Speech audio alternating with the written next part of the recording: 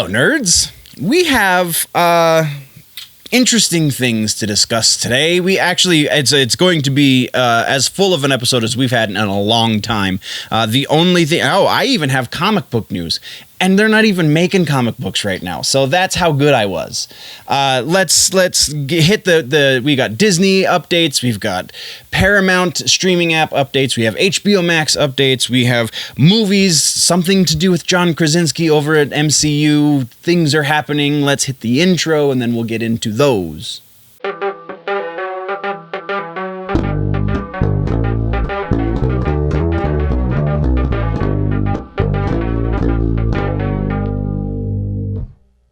Okay, a little bit of housekeeping. I feel like we're about to get inundated with a lot of updates after the announcement yesterday that we are going to start slowly opening America back up. I feel like that's going to be nothing but an influx of good news as far as, now Obi-Wan is going into production on time and all of these other things that were put on hold are going back on hold. It might not happen, but I mean, it is entirely possible. So I am crossing my fingers, hoping for the best. That being said, Comic-Cons are being moved around and stuff. We'll get to that when we get to the comic book section, but it's creating a very interesting landscape for nerdy news coverage and things. So as things develop, we will talk about them. I think that's pretty much it. I will be taking Monday, May the 4th off. It is my girlfriend's birthday, so we will be doing celebratory things, and I'm not going to be working on that day. So that is the way of things. We will return after. We're going to have at least one more episode before that, so I'll be making this announcement a number of times, but that is the case. That is the state of things. Now we can get into the news, and starting things off, we're in music like we always do. And in music, we have a couple of things actually from Slipknot. First, we got the official release, the worldwide streaming release, streaming for free, no less, it's a new documentary called Unmasked, All Out Life. It was done by BBC One over in the UK. It has been available to citizens of the UK for some time on BBC One's streaming service. I am not a BBC One subscriber, but it is now on YouTube. You can check the link in the description. You can watch it yourself. I have yet to watch it because I literally just found out about it like an hour ago, right before filming, so that is the case. The other thing that we have to talk about in Slipknot news is their whiskey. Apparently, they have a whiskey called Number 9. There's a long name to it. Number 9 Iowa Whiskey Reserve has been voted by Forbes magazine as the best celebrity-owned whiskey. So that's cool. I mean, it's nothing really. It's all those little caveats. Best celebrity-owned whiskey. Not best like liqueur, or I guess that's not a liqueur, best spirit, right? So it's still pretty cool. Still puts them up in kind of rarefied air. That's all we have to talk about for Slipknot, though. Next, we're moving over to Protest the Hero. We got the official announcement. We also got a new single, official announcement for the new record. The release date is June 19th. Super excited about that. Also, the name of the record is Palimpsest. I'm pretty sure I said that right. Yeah, Palimpsest.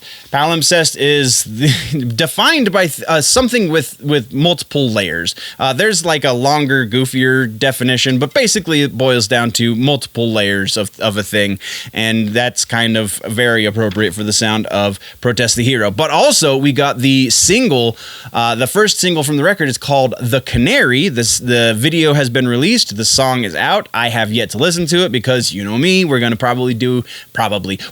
to do a reaction analysis video for it, and I am super freaking excited. I did just pump out a batch of reaction videos last night right before I guess I uploaded the quarantine vlog, so it will probably be a day or 4 before I get to it, but I am going to be doing a proper reaction video to this song because I love Protest the Hero. That is all we have there. Next, we have This one's kind of more indicative of a lot of European festivals. I specifically chose the Download Festival because it was the first one that I saw the announcement for. But Walk-In Open Air Festival and a number of other European festivals are following suit. They're either canceling or they're doing like Download. Download, one of the biggest destination festivals in Europe, is doing a digital version of the festival this year. That's not to say that they have hired out bands that are going to be performing live exclusively on their stream, though it sounds like that might also be part of the presentation. What they are going to do, though, that is set as far as this initial announcement is concerned, is they're going to be going through their archived footage and finding rare or unseen interviews, performances, behind the scenes stuff. All of this is going to be going up on the stream for the Download Festival. There is an official announcement from the festival organizers that I'm going to read the quote. It says, Sorry, let me start that over. We'll have 3 daily shows with a mix of music, special interviews, unseen performances, exclusive footage, interactive content, and loads more. The shows will be broadcast across Friday, Saturday, and Sunday, recreating the best weekend of the summer in the safety and comfort of your own home. So they didn't cancel the festival, they just changed the format, which is smart considering. It sounds like, and we're gonna get our next piece is about Rammstein's touring issues. So it sounds like this is a good way to circumvent things. Give the people what they're looking for, right? Keep it in their homes because that's where they're stuck. So we're moving on now into the Rammstein piece, and Rammstein made a weird announcement on their website just yesterday, I believe, talking about how they are looking. And so basically the long and the short of it is some places are much more restricted than others when it comes to quarantine and coronavirus concerns. And Rammstein has scheduled a world tour over the summer, so they're going to be going to places that are more restricted than other places. And that is not really working out so well, it seems. They are making it sound like they're trying to not postpone as much as possible. But again, the really vague language that they use in the post on their website is kind of vague. It's difficult to decipher what they're intending to do. But it does seem that the intention is to not postpone and definitely not cancel any of the shows, if at all possible.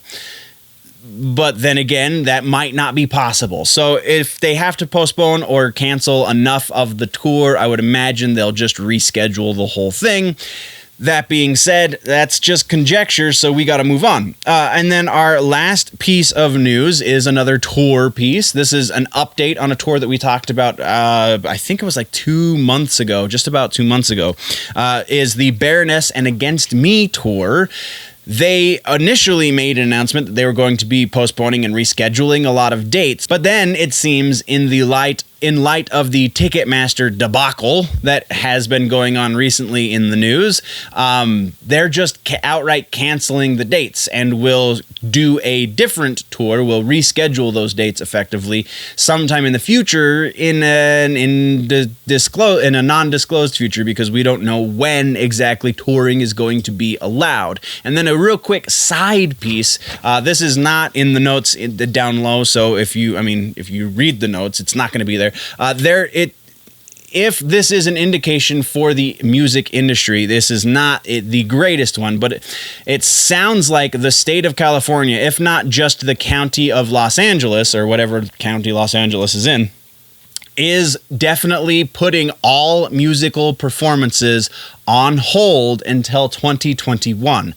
So 2020, there will be no live music, at the very least in LA, but it does sound like the entire state of California and very possibly many of the rest of the United States will follow suit as such. Being in an industry that is considered essential, we are only operating at a certain capacity because making food, we can't have people eating in the restaurant, though it does sound like some of the restrictions are going to be loosened up. The dine-in restrictions are not going to be loosened up. And if you can't dine in, then Lord only knows you can't go to a concert. So I would imagine Colorado will be something similar to California, and many, many other states will also follow suit. So that is the sad state of things for music, but that is all we have in the music section. Now let's get into TV streaming. TV streaming, our first piece is update on the Disney Plus series What If. If you are unfamiliar with this series, then you probably haven't been paying too close of attention, but the What If series is a Marvel series. It's going to be animated, and it is going to be based off of the Marvel comic book series of the same name, where they take what if scenarios in the universe and kind of play them out for a book or so. So like, what if Cap hadn't gone back in time? What if, I don't even know, what if Wolverine were in the MCU? All of these things could potentially happen in the what if scenarios. And then they, in the series, in the Disney Plus series, it's going to be an episode. What if this? What if that? And then, like I said, in the comic book, I believe all of them are single shot books, but they're always longer books. So it's kind of like getting two books in one. But the update on this, the news around this right now, is that the animation director, Stephen Frank, has confirmed that they definitely are still on task, and they're all working from home because it's animated. So it should be super simple to do under quarantine. As long as all of your animators have a properly powered computer, then you're good. And all of your voice actors have enough money, or your production staff can afford to purchase for your voice actors who potentially don't have the money. But come on, vocal recording equipment is pretty cheap. But yeah, so you can do all of these things for an animated series from the comforts of your very own home. So that's what they're doing. A real quick update there. Next, we're moving over to HBO Max. And we're talking about the new announcement that they just made dealing with the first official projects from J.J. Abrams. Since they signed that $500 billion or whatever, $500 million, I think is actually what it was, the contract with J.J. getting all of his exclusive offerings. The first three projects from that contract have been announced. The first of which is called Overlook, which is obviously a series based on The Shining by Stephen King. The next one is a series called Duster, which is an original series from J.J. Abrams. It's a detective story, apparently. And then the final one, and the one that has the most interests peaked, if you will, is Justice League Dark. There are a number of rumors surrounding it. We will get to those in the rumor mill, but that is super exciting that of the first bits of things that we are getting announced from this J.J. Abrams project, Justice League Dark is one of them. Don't know exactly to what extent he's going to be show running or producing or what have you on any one of these three. Presumably, the Duster one will take up a lot of his time because it is an original series, whereas I would imagine he would farm out a lot of the jobs on the other two projects, Justice League Dark being one of them. So that's all we have there. Next, we have another update on another Disney Plus series, and it's Cassian Andor. The Cassian Andor series has just cast Stellan Skarsgård and Kyle Soller in undisclosed roles. Really nothing else there, not even much rumor or speculation as to who either of them could be playing, because honestly, most of these characters are probably going to be brand new to the Star Wars universe. So it'll be great to see Stellan Skarsgård in a Star Wars series, though. I'm really interested to see what he does in science fiction. That's what we've got there. And then we have our final piece of TV streaming is A Brave New World. So Peacock, the Universal streaming app at NBC Universal, is adapting the Aldous Huxley book, and they just released a trailer. You can check the show notes for the link to that trailer, and then we can discuss it, because I honestly didn't have time to watch it before I went to record. So I will try and we can have that conversation. I'll try and get something written up about it over on generallynerdy.net, which is my website, so that we can have that conversation after I have already published this episode. So within the next day or so, I will get that watched and we will talk. But that is everything for TV streaming. Now we are moving over into movies news, and movies, we have an update from John Krasinski. That's right. Everyone's wannabe, or everyone's ideal actor, I guess. Wannabe makes it sound bad, but everyone's ideal actor for Mr. Fantastic has announced that he has, in fact, and this is like a proper announcement, like make it known kind of thing, that he has been in conversation with Marvel. Exactly what happened in that conversation, what was discussed, is anyone's guess, and actually there are a number of rumors surrounding that conversation he had with Disney Marvel. So again, stick around to the rumor mill because we will be talking about that for sure. That is the quick one there. Next, we're talking about the new Green Hornet movie, going to be called Green Hornet and G.O.A.T. Universal and Amasia, sorry, I almost said Amnesia. Universal and Amasia Entertainment are teaming up to do another Green Hornet movie. Hopefully this one turns out, I mean, the Seth Rogen one wasn't horrible, it just wasn't that good either. So hopefully we get something a little bit better. Hopefully we see a little more Kato. I feel like that was one of the things that was really underwhelming about that Seth Rogen movie, but there was a lot underwhelming about that Seth Rogen movie, so that doesn't necessarily say much. But that's all we've got there. And then our final piece in movies has to do with the next Mallrats movie. So Kevin Smith has confirmed that he has offered and Bruce Campbell has accepted the role, or a role, I guess, as himself in the next Mallrats movie. Also, the next Mallrats movie is going to be called Twilight of the Mallrats. I mean, like, I can see what he's trying to do with that title because Twilight, it's the end of the day, right? So it's the end of the Mallrats because malls in this country are dying. So, like, I understand it. It just seems a little clunky. But yeah, so the role that he's giving to Bruce Campbell, and if you don't know who Bruce Campbell is, man, you need to go watch Evil Dead or Bubba Hotep. I mean, Bruce Campbell is a gem. He's an American icon, dang it. The incomparable, the one and only Bruce Campbell. That's apparently how he introduces himself. I'm totally rambling right now. But the role that Kevin Smith has given to Bruce Campbell in Twilight of the Mallrats, still think that title needs work, is one that he had originally written for Stan Lee. So that's pretty big shoes to fill, man. Like, if you saw the original Mallrats, then Stan Lee had a pretty long cameo in that movie where he's giving advice about writing comic books and stuff. And so one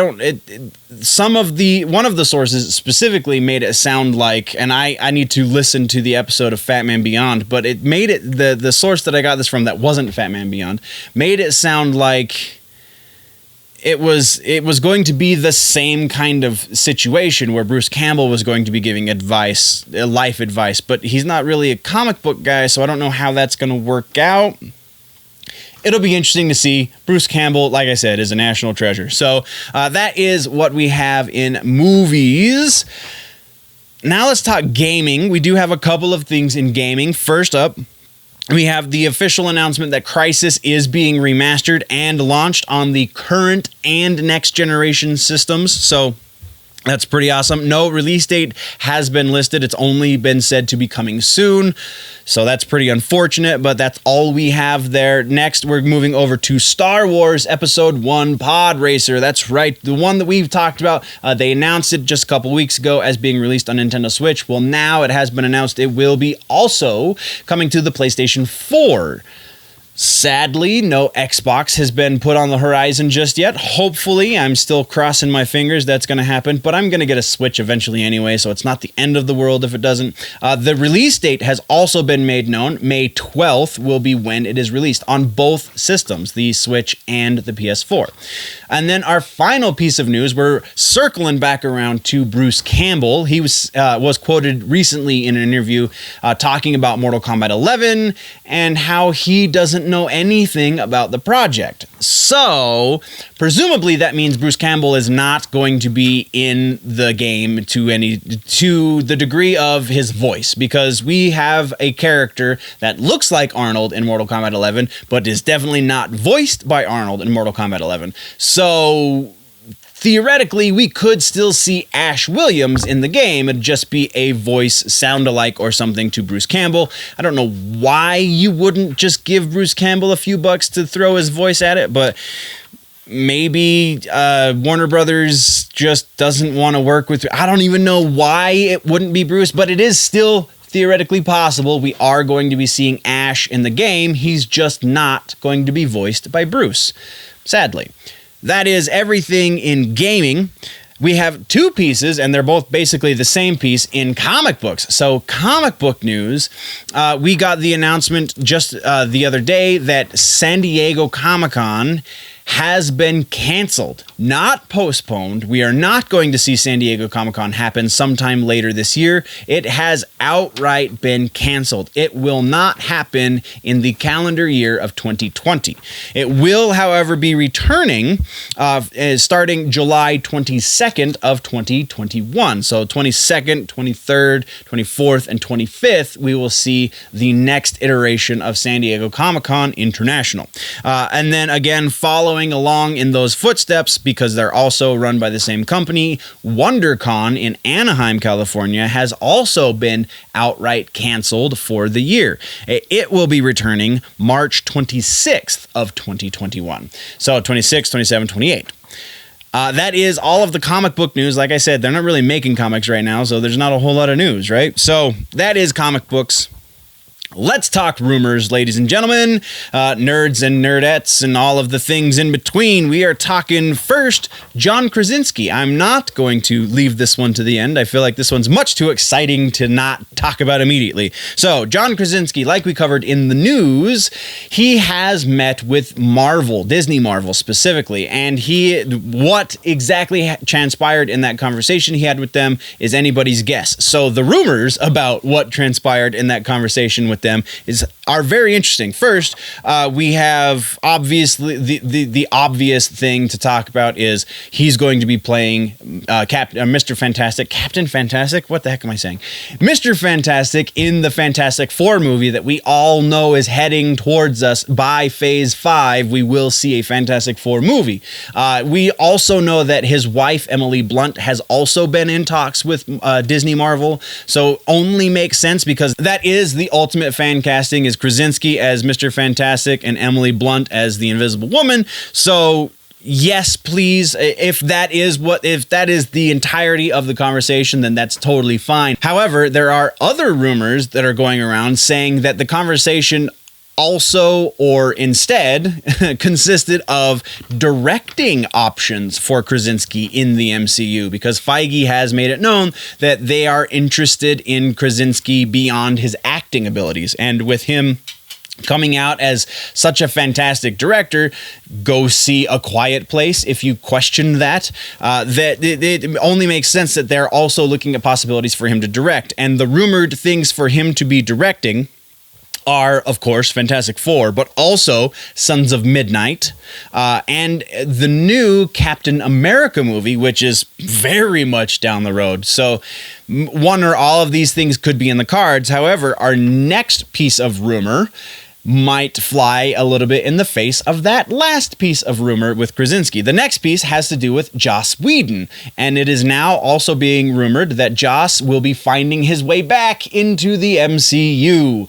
Joss and Feige are very close, according to news reports, and they're always hanging out and such. And Feige has pretty much said that he really appreciates Joss's work, and they hang out and such. So Joss Whedon, his issue is not with Feige. Apparently his issue is with Disney directly.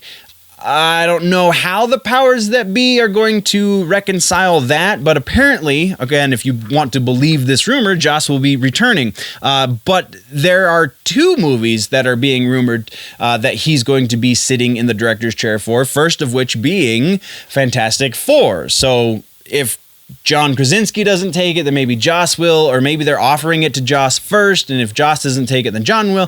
Who freaking knows? But the other one that is rumored to be in the works for Joss Whedon to make his return to the MCU is the next X-Men movie, or the first X-Men movie, I guess we should say.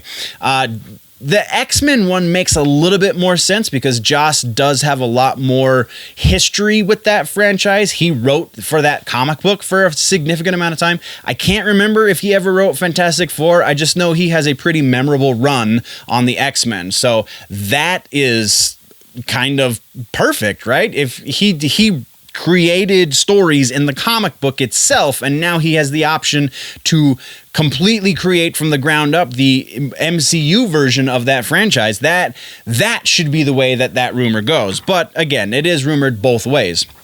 That's all we have about Joss. Next, we're talking about that Justice League Dark rumor that I briefly mentioned in the TV streaming section. Justice League Dark, there is a rumored lineup already for which characters are going to be making their appearance in the show. The lineup is, as you would expect for most of these, Constantine, Zatanna, Deadman, Jason Blood, who is also known as the Demon Etrigan, and Swamp Thing. So all of these guys, except for Jason Blood, are currently in the comic book.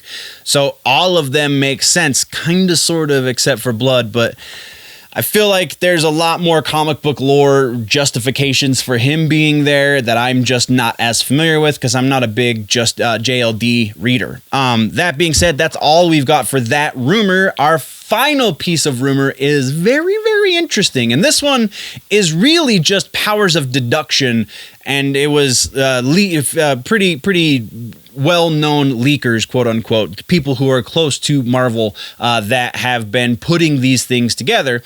So we have She-Hulk is what the rumor surrounds. So She-Hulk and Spider-Man, I guess, technically. She-Hulk and Spider-Man are both scheduled to be filming in the early weeks of July, specifically the very first week of July, assuming everything still goes as planned and things don't get pushed back even further. They are both going to be filming in Atlanta in the first week of July. And if you want to believe some of the other rumors we've talked about concerning these two characters, then it seems that Jen Walters, aka She-Hulk, might be making a cameo in the Spider-Man 3 movie, the whatever Homeward Bound, whatever Spider-Man movie we're getting next. She's going to be in it. So if they're filming her series and that movie next to each other, then that just reaffirms those rumors that she's going to be in Spider-Man 3. Still no casting announcement for who will be playing Miss Walters. Also, very little is known about either of these two, the movie or the series, but it's so much fun to think about. But that is everything we have in rumors, guys. And also everything we have for the episode. That brings us to the end. What did I miss? What should we talk about in the next one? Let me know in the comments down below. If, though, you want to go deeper into the conversation, then you can jump over to the website, generallynerdy.net. That is the place to get all of the free stuff, all of the written works, the written reviews and all that jazz is up on the website, generallynerdy.net. For additional video content, for more videos, all of that, all of the back catalog of the audio, excuse me, all of the back catalog for the audio episodes, then all of that is up on the Patreon, patreon.com/generallynerdy. The lowest tier is just $1. That gets you all the back catalog plus a little bit more, and then $2, $5, so on and so forth, gets you a little bit more every rung you step up. So I do appreciate even just $1. And even if you can't subscribe on the Patreon, man, hit the subscribe button right here on YouTube, because that does more than you know. Hit the subscribe button, ring the bell to know, get the notifications when I do post new episodes. I post a video almost every day at this point, if you want to count the reaction videos.